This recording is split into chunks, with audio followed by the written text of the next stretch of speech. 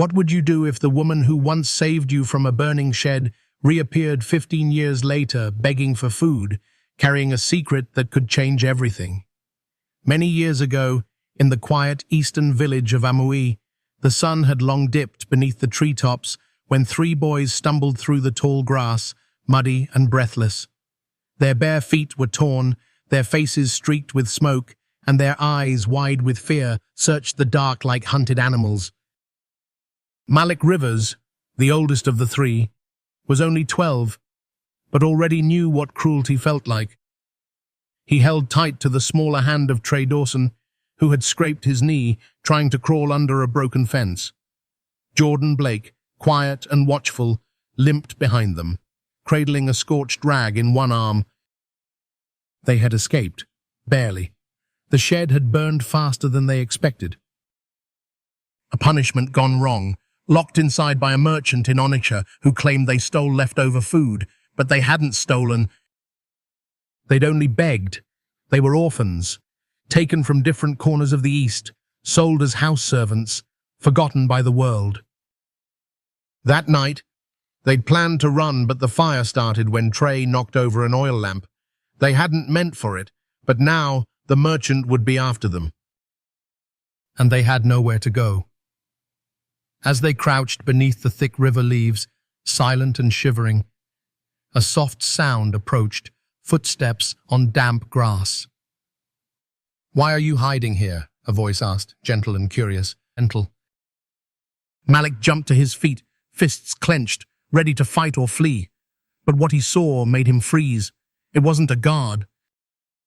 It wasn't a merchant. It was a girl no older than them, with a basket of wet clothes balanced on her head, her dark eyes calm but alert. Trey sniffled. Jordan didn't speak. "We ran," Malik muttered, his voice trembling. "From fire." From him. The girl didn't ask their names. She didn't ask what they did or where they came from.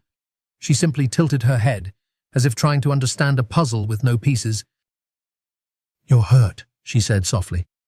Jordan nodded, clutching his side. She looked behind her, then back at them. "Come." They didn't move. She gestured again, more urgently. "Follow me." "Before someone sees." And just like that, they did. She led them through a narrow path that wound behind thorn bushes and tall elephant grass. Her feet moved silently across familiar ground. Finally, they reached an old, broken fishing hut made of palm fronds and clay, half covered in vines. "My father used this when I was little," she explained. "He's gone now. But no one comes here anymore." She set down her basket and opened the creaking door. "Stay here tonight," she said. "I'll bring food." Before they could thank her, she was gone. That night, the boys sat huddled on the dirt floor, wrapped in old fishing nets for warmth. The stars blinked through the cracks in the roof. They didn't know the girl's name. They didn't know if she'd return, but just after midnight, she did. Carrying a small basket, she placed boiled cassava, a sliver of smoked fish, and a cup of cold Audrey soup in front of them. Her hands moved quickly but gently. "My name is Grace," she whispered. Malik stared. "Grace?" She nodded. "Grace Whitaker, you can rest here. Tomorrow, I'll show you the path to the next village. There's a man people call him the Old Traitor. He helps people like you." "I'll take you to him." Trey reached for the food, but hesitated. "Why are you helping us?" Grace paused.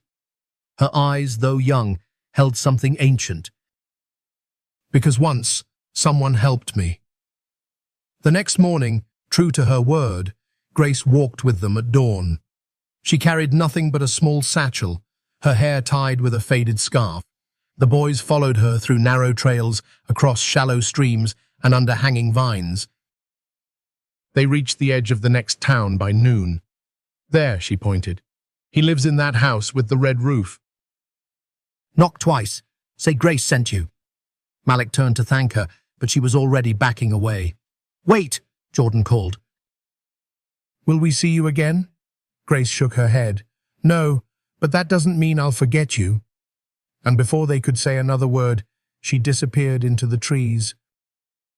The boys stood still, holding the moment like a photograph. Then silently, they turned and walked toward the red-roofed house. They didn't know her last name. They didn't know her story. But they knew this. A girl with nothing had given them everything. And though they wouldn't see her again for 15 years, they carried her name in their hearts like a quiet promise. 15 years passed like a whisper carried by the wind.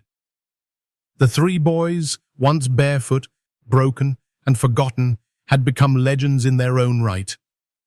They were now known as the Golden Three, titans of industry with global reach. Malik Rivers, the face of energy and mining, Jordan Blake, master of finance and strategy, and Trey Dawson, the heart behind education and community foundations. But deep inside each of them, especially Malik, was a quiet echo. A memory not of boardrooms or headlines, but of a riverbank, and a girl named Grace. He remembered her eyes, her scarf, the way she didn't flinch when they were dirty, scared and bleeding. She'd saved their lives and disappeared before they could even ask why. Until one dry evening in Abba, the brothers were hosting a large charity event in a Central Park press. Donors, dignitaries. Music played in the background, cameras flashed, speeches about progress and empowerment echoed across the stage. But Malik wasn't listening. His eyes drifted toward the far end of the crowd, where people moved lazily in the heat, fanning themselves. And then, by the edge of an old burned-down bakery, he saw her. A barefoot woman stood alone, her head bowed. Her clothes were faded, her scarf tattered, and in her hands was a small wooden bowl. She didn't speak. She didn't move. She just waited. Their eyes met. Malik's chest tightened. "Nana?" he whispered, using the name they had once made up for her when they were young short for Grace from the river. He didn't realize he had spoken aloud, but the woman flinched. The wooden bowl slipped slightly in her hands. Malik stepped off the stage. People murmured, unsure why the billionaire had left mid-speech. A security guard moved to intercept, but he waved him off. He walked across the dusty ground, his polished shoes crunching gravel, and when he reached her, he knelt. "Grace," he said softly, "is it really you?" She blinked, startled. Her eyes scanned his face. Recognition flickered, then hesitation. "I'm Malik," he said. "You helped me. And my brothers. You saved us. By the river." She looked away, embarrassed by her torn dress, the chipped bowl in her hand. "I remember," she said, her voice barely audible. "But I never thought you would," he smiled, though his throat ached. "I never forgot." Behind them, Jordan and Trey had seen everything. They stood frozen near the edge of the crowd. "Is that her?" Trey asked, wide-eyed. Jordan nodded. "That's Grace." And just like that, their past stood before them, real, fragile, and too important to ignore. They didn't make a scene. Malik gently took Grace's hand, wrapped his own tailored coat around her shoulders, and led her quietly away from the crowd. Into a waiting car. Into warmth. She didn't protest, but she clutched her bowl the entire ride like it was a shield. They brought her to the hotel. The finest in Abba. Their suite spanned 2 floors with velvet chairs, glass chandeliers, and golden light pouring through tall windows. But Grace didn't admire it. She stood near the door, uncomfortable. "Relax," Malik said gently. "You're safe here." She nodded once, eyes scanning the room like it might vanish. Jordan sat across from her, quietly watching. Trey hovered, unsure what to say. "We owe you everything," Jordan finally said. "We never forgot you." Grace gave a tired smile. "Why didn't you ever look for me?" Trey stepped forward. "We did. We searched the nearby villages. We asked people, but we didn't know your name or where you lived. We were just kids, Her smile faded. After you left, Papa was arrested. They said he helped fugitives. He died in prison. The room went still. My mother lost her mind. I took care of her until she passed. After that, she looked down at her feet. I begged. Malik couldn't speak. His hands were fists in his lap. We didn't know, Grace. We were free, but you were punished. You couldn't have known, she said softly. You were just children. But I lost everything for doing what was right. Behind her calm voice, there was sorrow sharpened by years of silence. Trey's voice cracked. Let us help you now. We'll get you a house, a new life, anything. She turned to him, her eyes gentle but firm. Can you give me back my years? The questions sliced through the room like cold wind. No one answered, because they couldn't. That night, Grace sat quietly in the guest suite. For the first time in years, she had a warm bed, clean clothes, and silence without fear. Downstairs, the brothers argued. She should come to Lagos, Malik said. We can take care of her. Let her rest. We owe her at least that. Jordan shook his head. You think she wants to be locked in a golden tower? She's not broken. She's been surviving without us. Trey folded his arms. You two don't get it. This isn't about charity. She needs time. She needs to trust again. Malik looked down at his hands. I've never seen anyone so strong. We were the boys she saved. But now, I feel like I owe her more than I can ever repay. Maybe it's not just guilt, Jordan said quietly. Malik looked up. What do you mean? You care about her. Not as a debt, but something more. Malik didn't answer. Not yet. But in his heart, he knew the truth was growing roots. Grace Whitaker sat in the plush hotel lounge, cradling a warm mug she hadn't touched. Outside the window, Aba's skyline blinked with city light, but her gaze stayed on the past and memories no one had asked her about for 15 years. Across from her sat the three men who once cowered behind her father's fishing hut, shivering and afraid. Now they were dressed in custom suits, their watches ticking louder than their words. But for a moment, none of that mattered.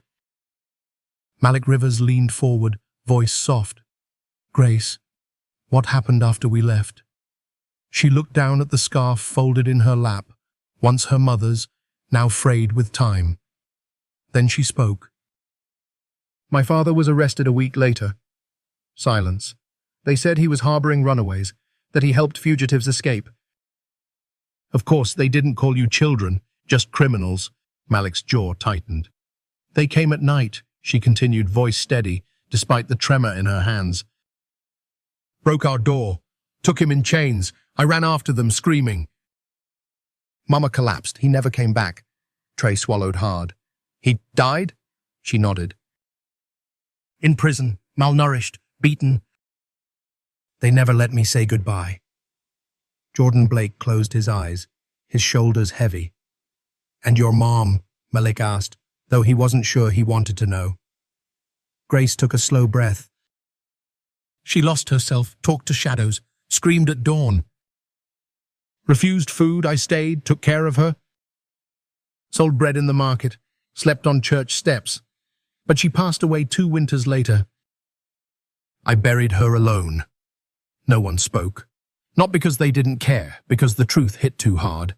3 boys had run toward freedom and left a girl behind in flames.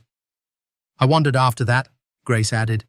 Different towns, different names. I begged, worked when I could. Hid when I had to. People forget your name fast when you have nothing. Trey stared at her, tears brimming. Why didn't you try to find us? She gave a tired smile. You became the Golden Three. Who would have believed me? The girl with dirt on her feet and no proof. Malik's throat burned. We would have. If we'd seen you, we would have. But you didn't. The words weren't cruel. Just honest. And that's okay, she added, voice gentler. I didn't help you to be repaid. I helped because you were children, just like me. Downstairs, in a private meeting room, the brothers gathered alone. They couldn't sleep. Malik paced by the window, fists clenched. Jordan flipped through a tablet filled with property options, safe houses, therapists. Trey sat still, staring into space. I want her to live in our Lagos estate, Malik said. Private security, access to everything. She deserves peace. Jordan shook his head. You think she wants to be kept like a trophy? Grace never asked for a golden cage. We have to do something, Malik snapped. Trey looked up. We do, but not just with money. Malik stopped pacing. She's not broken, Trey continued. She's carrying more than trauma. She's carrying silence. Years of it. You can't fix that with a penthouse. What do we do then? Jordan closed the tablet. We give her her voice back. And her story. The next morning, Grace awoke in a bed with white sheets. For a moment, she thought it was a dream, but there it was, a fresh set of clothes folded at the foot. A note on the nightstand. Grace, take your time. We're here. She read it twice, then picked up the scarf again and held it to her chest. Meanwhile, downstairs, the brothers spoke with lawyers. Journalists, archivists, anyone who could help restore a truth buried under lies. They discovered police records. They found the merchant's name. Charles Hensley. Still rich, still powerful, still hiding behind philanthropy. Malik stared at the screen. That's him. That's the one who locked us in that shed. We expose him, Jordan said. We clear Thomas Whitaker's name. But Trey hesitated. What about Grace? What if this opens wounds she's never ready to relive? She deserves the choice, Malik replied, but not the silence. Later that night, Grace joined them for dinner. Malik slid a leather folder across the table. We found him. She opened it slowly. Photos. Reports. Property deeds. A smiling portrait of Charles Hensley cutting ribbons at orphanages, receiving awards from governors, posing with presidents. Her hand trembled. He became a hero. Built on your family's ruin, Jordan said bitterly. We want to go public, Malik said. With your blessing. Grace looked at them one by one. And if I say no? Then we stop, Trey said immediately. She smiled sadly. You won't need to. Malik's brow furrowed. What do you mean? She reached into her small wooden box, pulled out a folded letter. My father's last words, she said. I've read them 100 times. She handed it to Malik. He unfolded it carefully, like it might break from the air. My daughter, if this letter reaches you, I may no longer be with you. I was punished for protecting those boys. Never be ashamed of kindness. It may cost you, but one day it will protect you too. Your papa, Thomas Whitaker. When Malik finished reading, his hands were shaking. You've already paid a price, he said softly. Now it's our turn. The day started quietly in the penthouse suite overlooking downtown Lagos. But inside the room, silence was a storm waiting to break. Grace Whitaker stood at the window, the morning light falling gently across her profile. In her hands, she held her father's letter. It was creased and worn, the words faded, but the weight of it never changed. Behind her, Malik Rivers, Jordan Blake, and Trey Dawson sat in their private boardroom. A large screen showed the face of Charles Hensley, the man who once locked them in a shed and framed an innocent man for saving them. Still smiling, Trey muttered, staring at a recent photo of Hensley receiving a humanitarian award. Still lying. We don't go after him with rage, Jordan said calmly. We go with facts, with records, with truth, Malik nodded. He built a kingdom on a lie. It's time we knock it down. That afternoon, they brought Grace into the room. Jordan handed her a folder. Inside were timelines, articles, sworn statements, and police files long buried. A pattern emerged, children who vanished, servants who were punished, and a merchant whose power silenced dissent. Grace flipped through each page slowly, then looked up. "I want to speak," she said. Malik blinked. "You mean publicly?" She nodded. "If I don't tell this story, they'll keep forgetting." Jordan leaned forward. "You don't have to." "We can do it for you." "I know," she replied, "but I've been silent too long. My father deserves more than whispers." "He deserves a voice." They made a plan, a press conference, a gala restructured around justice instead of donation, a moment the world wouldn't ignore. The media was already curious. The Golden Three rarely stepped into politics or personal history. When they announced an upcoming charity event titled Truth Reclaimed, headlines exploded. But so did the resistance. 3 nights before the gala, a plain envelope arrived at the hotel. No return address. Inside was a handwritten note. "Some memories are better buried. Stay quiet or wake the ghosts." Malik stared at the paper, his hands tightening. He's scared. Grace read the note and said nothing. But her eyes dimmed. "This is how it started," she whispered. "Warnings." Whispers. "My father got those too, then he died." Jordan took a breath. "Grace, we're not your father." "We have power now," Malik said, "and we're not afraid." "But I am," she admitted. He reached out and gently touched her hand. "Then let us be your strength." That evening, Grace sat on the hotel rooftop. The Lagos skyline flickered like stars, but her heart battled shadows deeper than the night. Malik joined her in silence. "I keep thinking," she said softly. "What if people still don't believe me?" "They will," Malik replied. "Because this time, you won't speak alone." She turned to him. "Are you doing this out of guilt?" He hesitated, then shook his head. "No, guilt brought me to you. But this is something more." The day of the gala arrived. The grand ballroom glowed with golden light. Chandeliers sparkled. Cameras lined the back wall. Influential guests, reporters, and government figures filled the seats. The air buzzed, not with celebration, but with anticipation. People didn't know what was coming, but they could feel it. Backstage, Malik adjusted his tie. "You ready?" Trey asked. Malik nodded. "I've never been more ready." Jordan stepped beside them. "We do this for her, and for every name that never made it out." Then Grace appeared. She wore a deep green gown, simple and elegant. Around her neck was a necklace her mother once owned, polished, humble, and beautiful. She didn't look like a beggar. She looked like someone who had carried pain long enough and was finally ready to put it down. Malik stepped to the microphone first. "Tonight isn't about wealth," he began. "It's about truth." He paused. 15 years ago, 3 boys were saved by someone the world forgot. We were afraid, we were hunted, and she risked everything to help us. Her name is Grace Whitaker. Gasps stirred through the crowd. She lost her father because of us.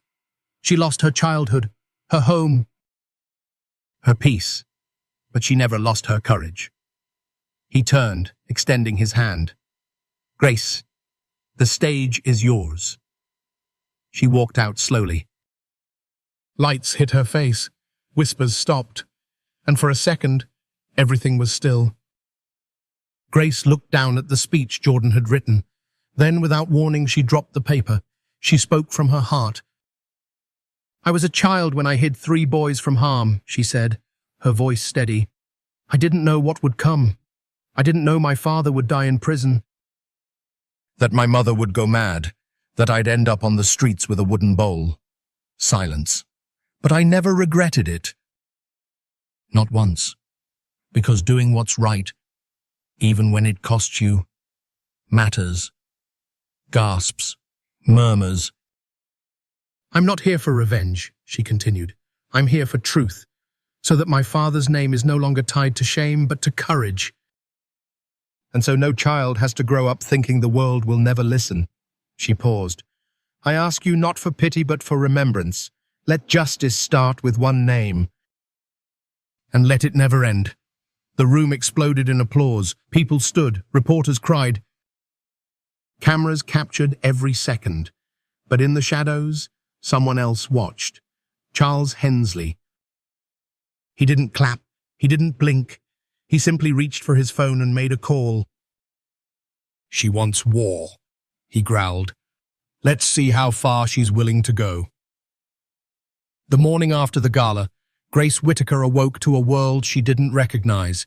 Her face was on every screen.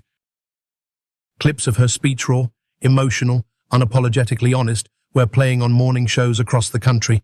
Social media exploded. Grace Whittaker, #truth, reclaimed, and #justice for Thomas trended across platforms. Her name, once whispered in hunger and shame, now carried a new weight. But not everyone celebrated. In the sleek office of a marble mansion in Enugu, Charles Hensley stared coldly at a television screen showing Grace's face. She's dangerous, he muttered. His assistant stood stiffly nearby. The press is calling for a response. Some are connecting you to the arrest of her father. Charles slammed a folder on the table. Then give them a better story. Ruin her. Dig up dirt. I want headlines. On what? I don't care. Find something. Everyone has a past. By that evening, it began. Charity star's dark past? Was Grace Whittaker ever really poor? Market thief turned saint? Photos of Grace from her darkest days flooded the internet, sleeping under stairs, begging in muddy alleyways, once being chased from a store for stealing bread. The headlines didn't scream truth.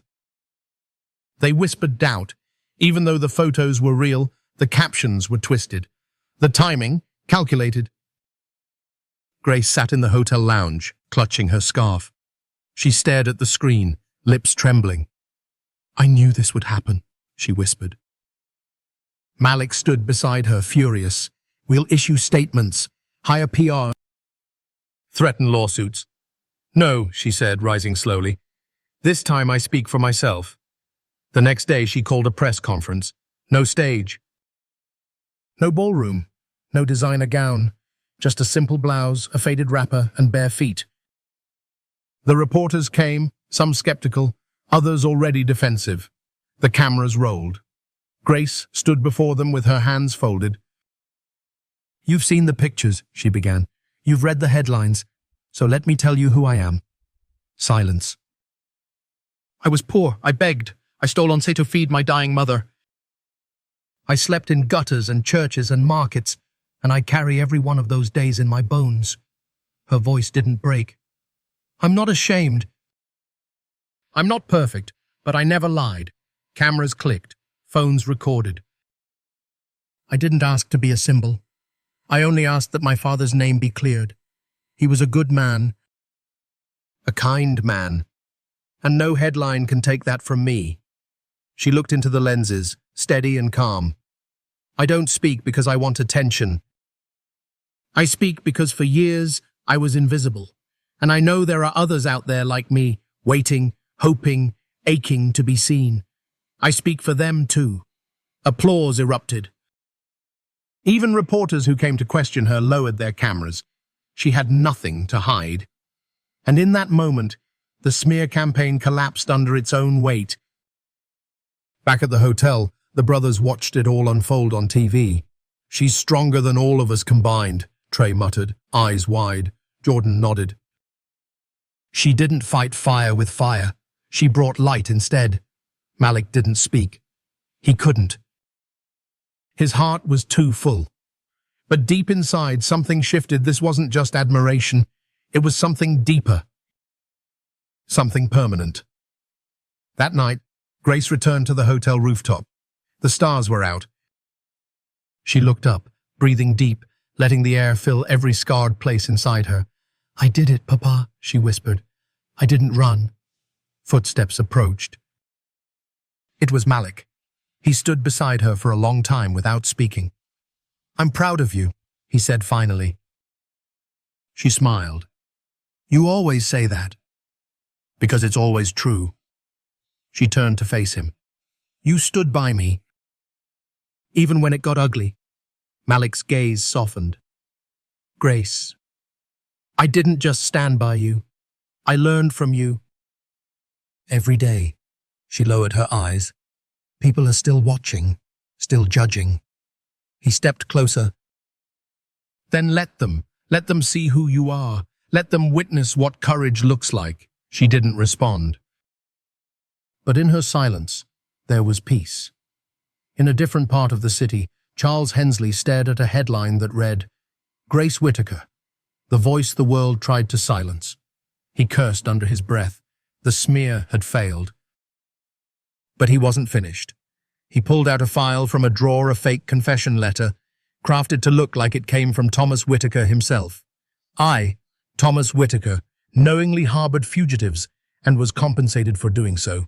Forged seal. Forged handwriting, a lie dressed in paper. Leak it slowly, Charles whispered to his lawyer. Make it look like a forgotten file finally discovered. Within hours, the media exploded again. New confession surfaces? Did Grace's father deserve prison after all? The documents spread like wildfire. This time, Grace didn't cry. She went still. This isn't my father's handwriting, she said. Malik, Jordan, and Trey moved fast. They assembled lawyers, analysts, calligraphers. Do you have any letters from him? Jordan asked. Grace blinked. Yes. I kept 3. She opened her wooden box and pulled them out, one stained with palm oil, another with a pressed leaf, and one folded so many times the edges had worn thin. The handwriting was graceful, curved, soft, not like the hard, blocky confession. A handwriting expert confirmed it instantly. Forgery. But Jordan shook his head. We need more than proof. We need someone they'll believe. Malik's eyes lit up. I know who. The air outside Judge Samuel Pierce's cottage was thick with dust and memory.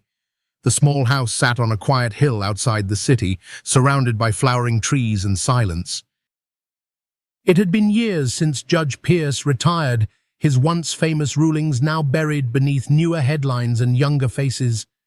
But his mind remained sharp, and his guilt sharper still.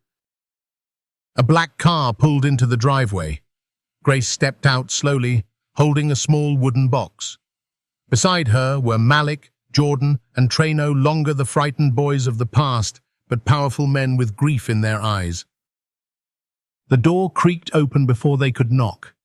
Judge Pierce stood in the doorway, older than they remembered, his once black robe now replaced by a worn cardigan, his hands trembling slightly. But his eyes piercing and alert locked onto Grace first. I knew this day would come, he said. They sat in his study. Books lined every wall, and the faint scent of lemon polish clung to old furniture. A single photo sat on the mantel. Pierce in his younger years, shaking hands with a man in uniform. Malik spoke first. Malik spoke. We need your help, sir. The judge raised an eyebrow. I recognized her the moment she appeared on the news. Grace clutched her box tighter. We have evidence, Jordan said, placing the forged letter and real ones on the table. The media's running with lies. Hensley's trying to bury the truth. The judge picked up Thomas Whittaker's real letter and ran his finger along the edge like it was something sacred. I remember this handwriting, he murmured. Your father came to my courtroom once, pleaded for justice. I was told to reject his claims. That he was hiding criminals. I didn't ask questions. I followed the file. Grace looked down. I was wrong, the judge whispered.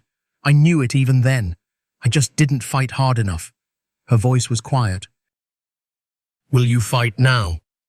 He looked up at her, eyes full of sorrow and something more. Grace Whittaker, he said, voice firm. It would be an honor. The next day, the judge called a press conference from his front lawn. He stood with a cane in one hand, the real letters in the other, and his voice steadier than it had been in years. This, he held up the forged confession, is a lie. Cameras clicked. Reporters gasped.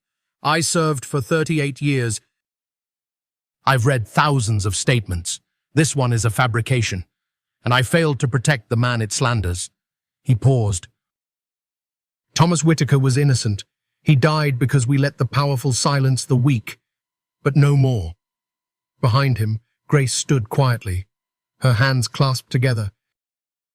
The wind pulled gently at her scarf. That evening, the video of Judge Pierce went viral.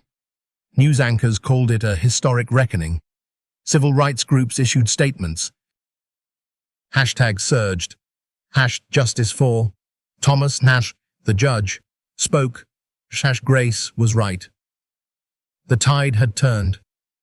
Inside the hotel suite, Malik watched the news play on loop. "She did it," Trey whispered. "He spoke.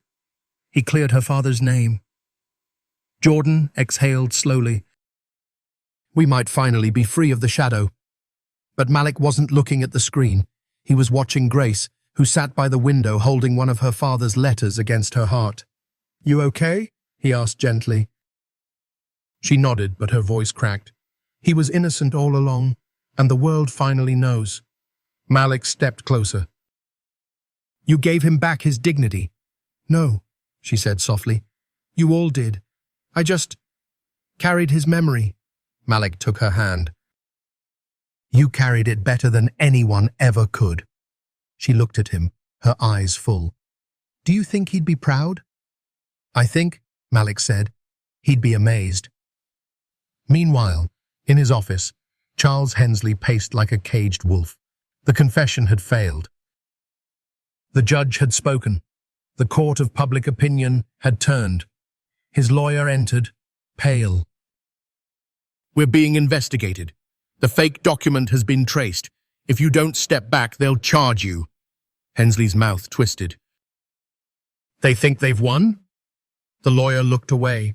"They don't need to win. They already told the truth."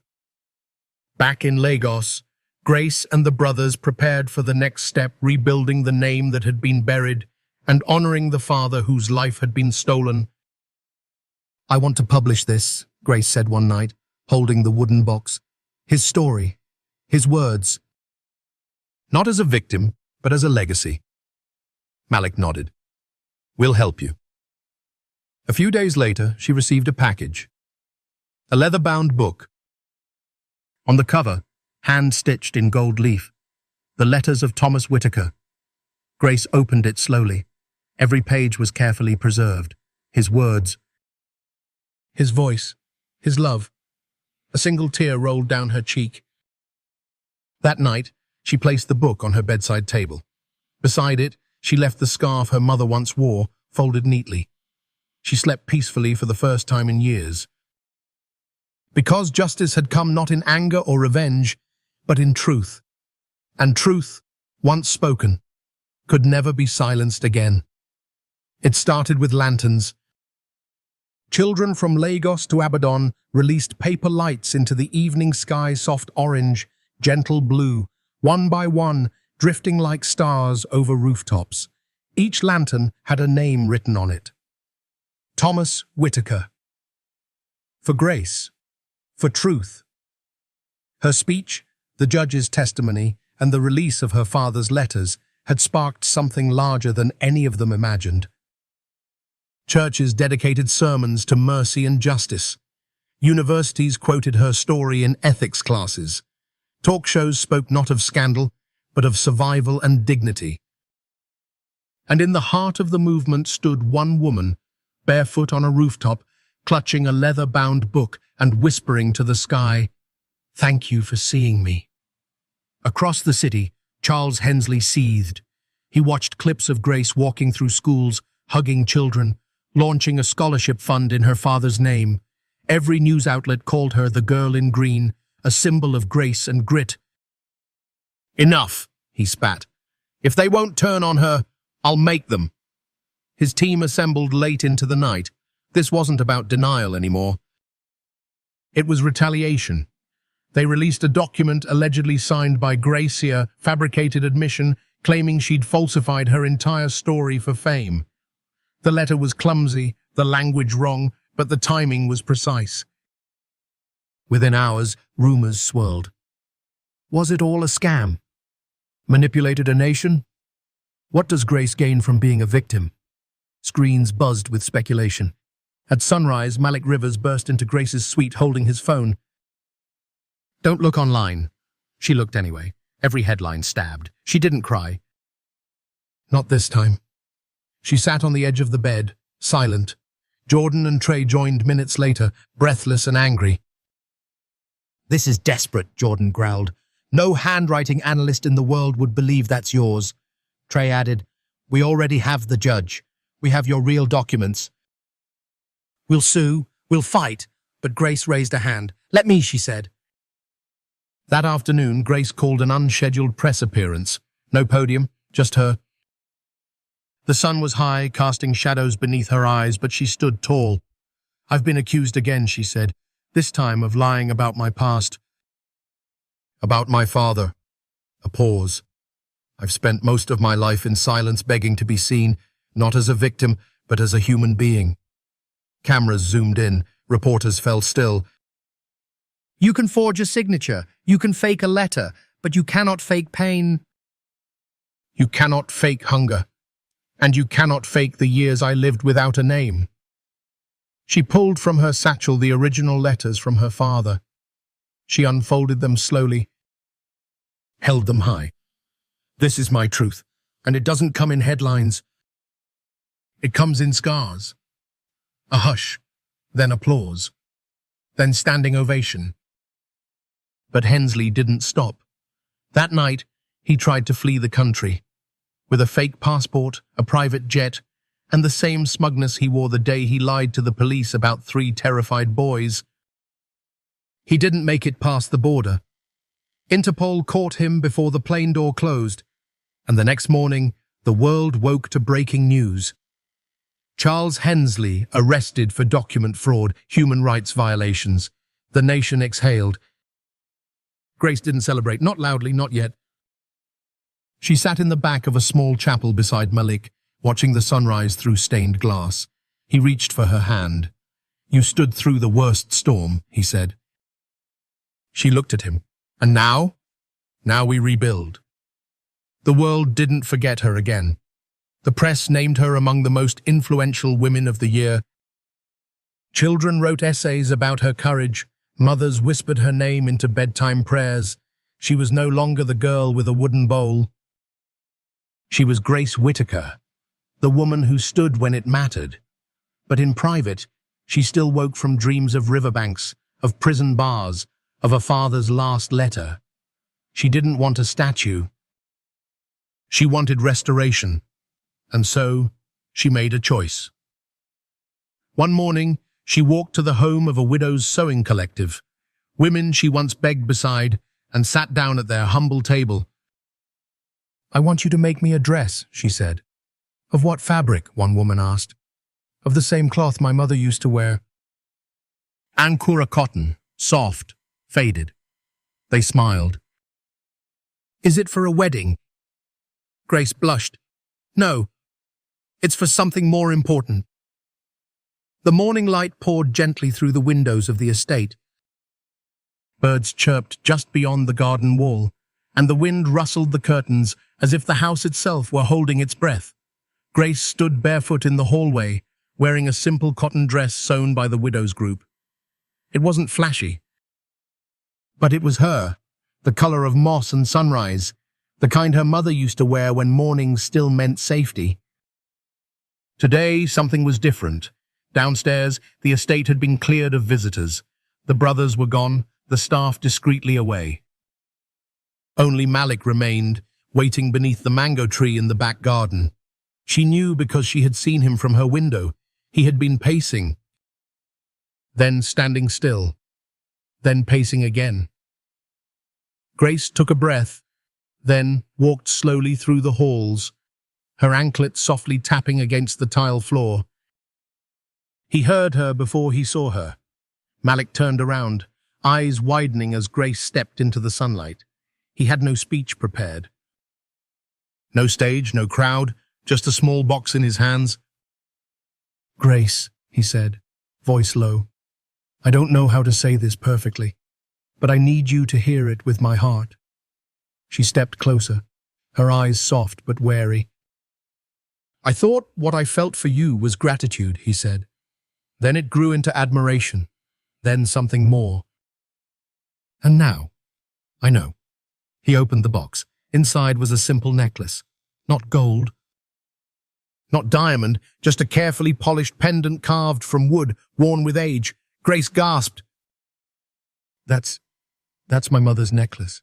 He nodded. We traced it through old markets. It had been sold years ago.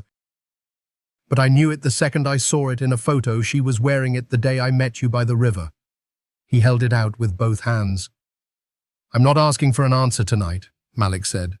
But I want you to know, if you'll have me, I want to walk beside you. Not as someone who saved you, but as someone who sees you. Her eyes shimmered. She looked at the necklace, then at him. I don't need the world to understand us, he said. Just your heart. She didn't speak right away. Instead, Grace reached forward, took the necklace, and cradled it against her chest. Her voice, when it came, was fragile. Malik, I've dreamed of this, of someone choosing me for who I am. Not what I survived. He nodded, silently encouraging. But there's something I haven't told you. She stepped back, just slightly. I've carried a secret, she continued, one that I never shared with the media, or your brothers, or even the judge. Malik's face fell. Grace, whatever it is. No, she interrupted gently. You need to hear it before you give me your future. She turned away for a moment, gathering herself. When I was 15, 2 years after my mother died, I had a child. The words hung in the air like mist. Malik blinked, processing. She was sick, Grace continued. We didn't have medicine. I begged in the streets for help. No one came. She passed in my arms before her first birthday. Malik closed his eyes. Grace turned back to him. I never spoke of it again. I buried her with a name only I knew. I locked it away because I didn't want pity or judgment. Tears filled her eyes. I'm not whole, Malik. I've lost too much, and part of me will always be with her. Silence. Then he stepped forward. Gently, slowly, he placed the necklace around her neck, then took her hands. Grace, he said softly, you are the strongest person I've ever known. And your past doesn't frighten me. It honors you. She shook her head. You don't have to say that. I'm not saying it to comfort you, he said. I'm saying it because I love you, not despite your scars, but because of them. They are the map that brought you here. She began to cry, then not out of sadness, but out of release. You still want to marry me? She whispered. He nodded, more than ever. Grace leaned her forehead against his. Then let's do this, not just for us, but for every girl who thought she'd be forgotten. Later that evening, she sat on the balcony of her room, a soft shawl around her shoulders, the pendant warm against her skin. She traced its edges, remembering her mother's voice. This is not gold, child, but it holds love. And love, when given freely, is worth more than anything. Malik joined her there, not speaking, just holding her hand.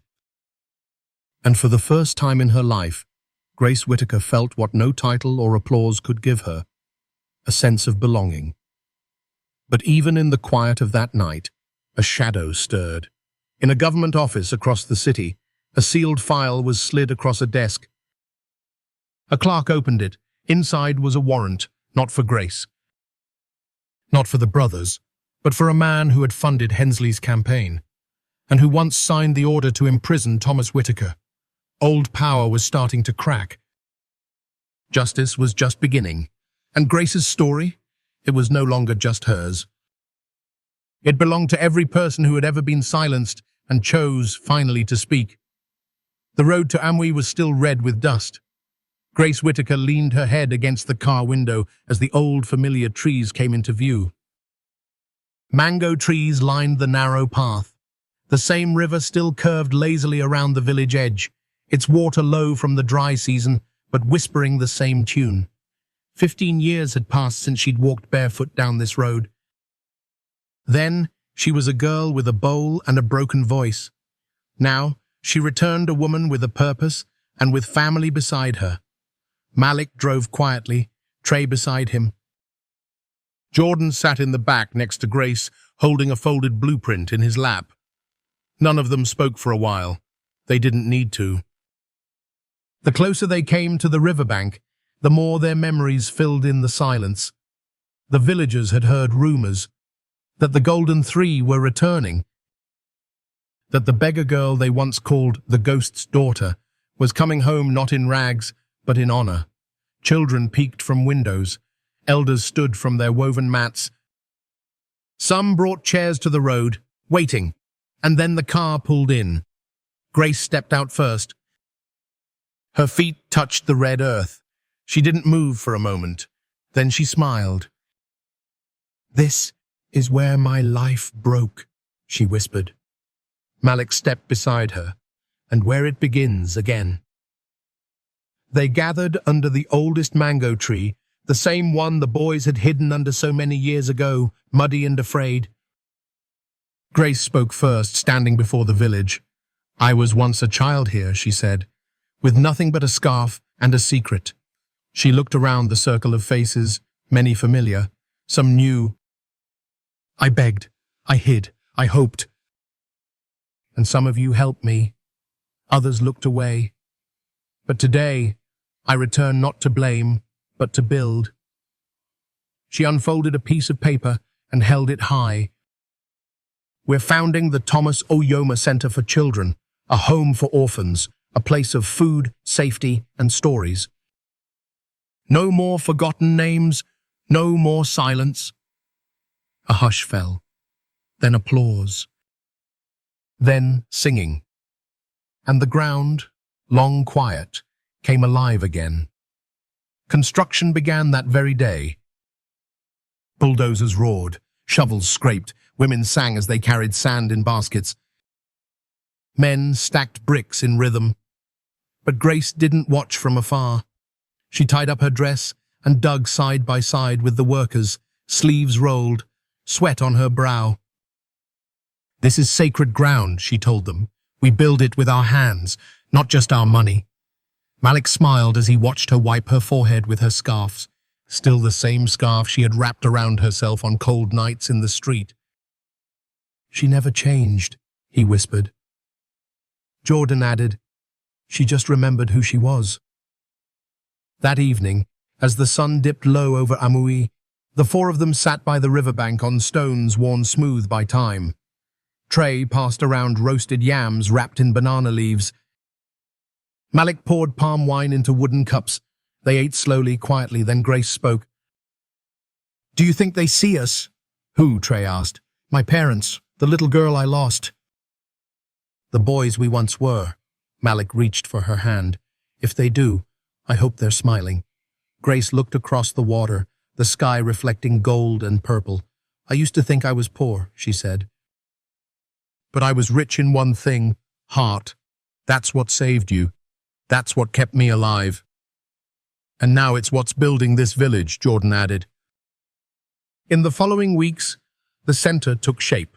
Classrooms, dormitories, a small library, a dining hall with long tables where no child would eat alone.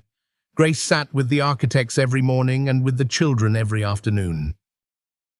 She taught them how to braid their hair like her mother once taught her. She read them stories beneath the tree wones her father made up when she was small. Some nights, she sang lullabies in a language almost forgotten. And the children listened, not because she was famous, but because she understood what it meant to be unseen. One day, a woman approached Grace quietly. She was old, with clouded eyes and a tremble in her hand. "You are Oyoma's girl," she said softly. Grace nodded. "Yes, Mom." "She fed me once," the woman said. "When I had nothing, just a cracked bowl. She filled it with cassava and smiled." She took Grace's hand and placed a beaded bracelet in her palm. "This was hers I kept it all these years, Grace gasped. I thought everything was lost. Not everything, the woman said. Kindness never really disappears. At sunset, the workers planted 3 mango trees near the entrance. Grace placed a carved wooden sign beneath them.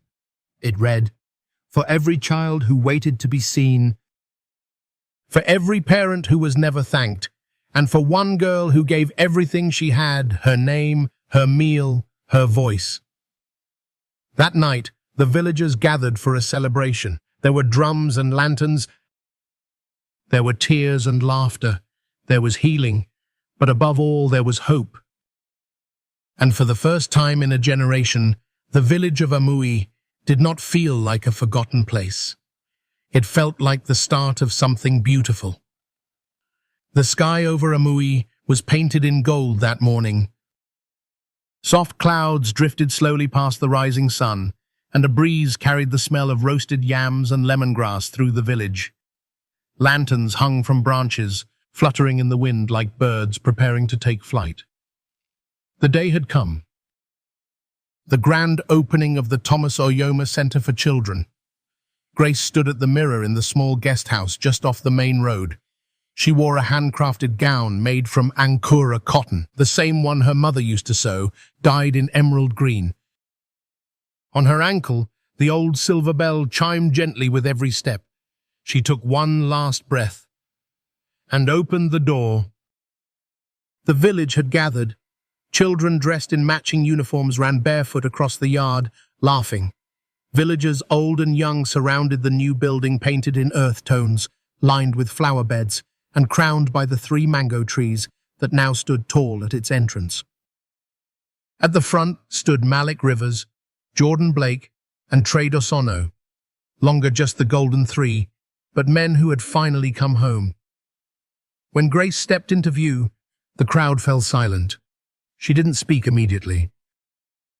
Instead, she walked up the stone steps, placed her hand on the engraved plaque by the door, and whispered something no one could hear. Then she turned. "I used to come here barefoot," she began, her voice steady but soft.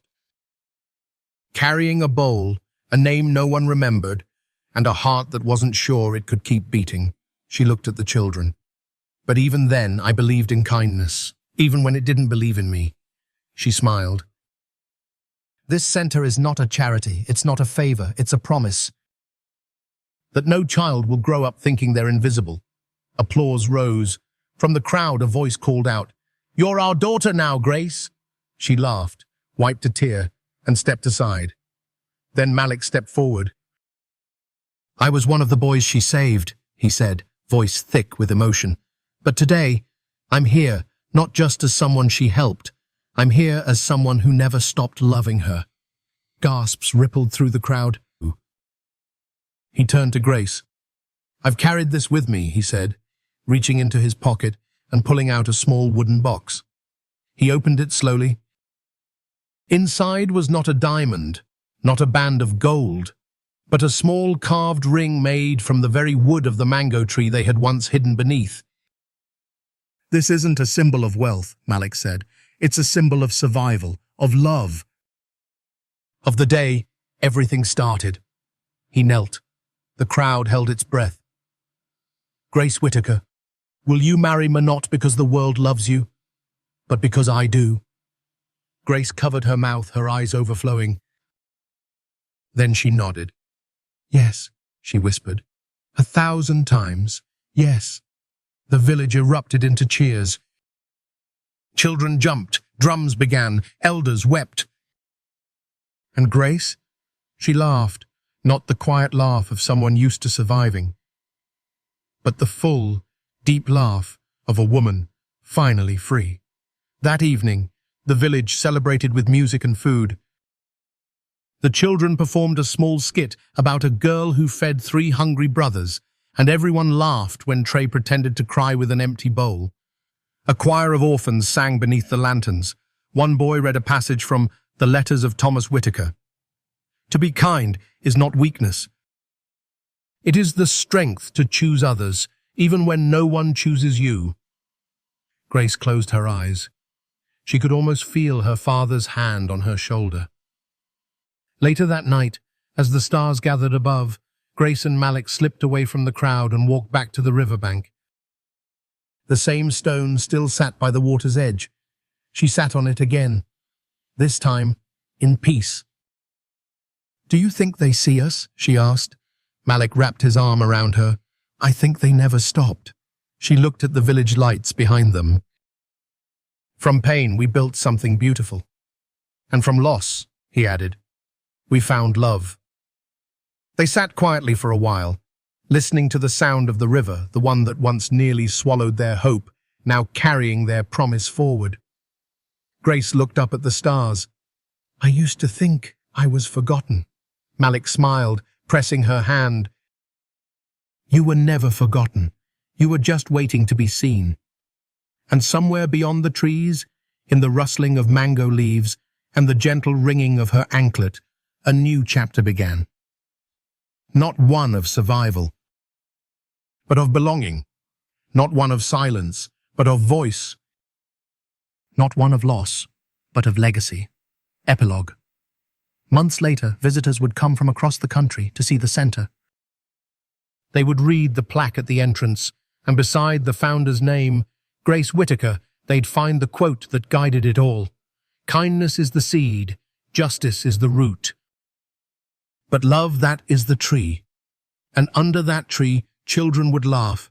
Grace and Malik would hold hands, and the story of the girl who once had nothing would live on, in every heart she helped heal. In a world where power often silences truth and wealth overshadows dignity, this story reminds us that kindness, once planted, never dies. Grace didn't have money, fame, or protection. All she had was a heart willing to help 3 frightened boys. And that single act of compassion echoed through time, transforming not just their lives, but hers too. The true lesson here isn't about revenge or glory. It's about redemption, remembrance, and the quiet power of standing up for what's right even when no one else does. Grace lost everything. Her parents, her child, her name, yet she never lost her soul. To the older generation watching, this is a reminder. No act of kindness is ever wasted. The world may forget, but hearts remember. Justice may be delayed, but it can still arrive. And love, when built not on rescue but on respect, can bloom even from the ashes of suffering. In the end, we all long to be seen, to be heard, to be valued not for what we've gained, but for what we've endured, and that, perhaps, is the truest legacy of all,